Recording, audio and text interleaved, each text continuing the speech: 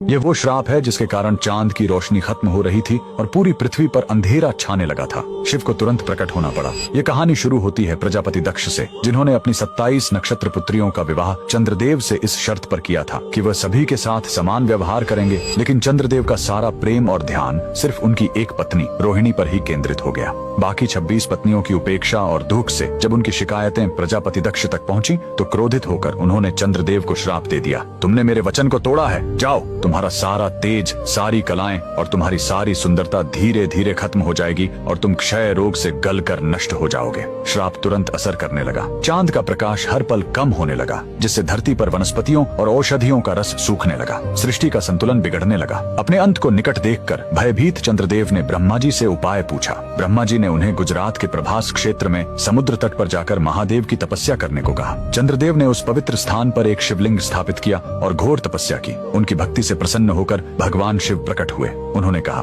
मैं दक्ष के श्राप को पूरी तरह खत्म तो नहीं कर सकता, लेकिन उसका प्रभाव कम कर सकता हूँ। शिव ने वरदान दिया, तुम कृष्ण पक्ष में 15 दिन क्षीण होगे, लेकिन शुक्ल पक्ष में 15 दिन फिर से पूर्ण हो जाओगे। उन्होंने चंद्र को अपने मस्तक पर धारण कर लिया और चंद्रशेखर कहलाए। और जिस ज्योतिर्लिंग की चंद्र ने पूजा की थी वो सोमनाथ, सोम यानी चंद्र के नाथ के नाम से प्रसिद्ध हुआ। और यही सोमनाथ मंदिर भारत का पहला ज्योतिर्लिंग आज भी गुजरात के वेरावल में उसी समुद्र तट पर शान से खड़ा है जहाँ चंद्रदेव ने श्राप से मुक्ति पाई थी। लेकिन रुकिए, इस मंदिर का एक और रहस्य है। यहाँ मौजूद बाण स्तंभ यह बताता है कि यहाँ से लेकर दक्षिणी ध्रुव तक समुद्र के रास्ते में कोई जमीन नहीं है। भगवान शिव के भक्त कमेंट में हर हर महादेव जरूर लिखें।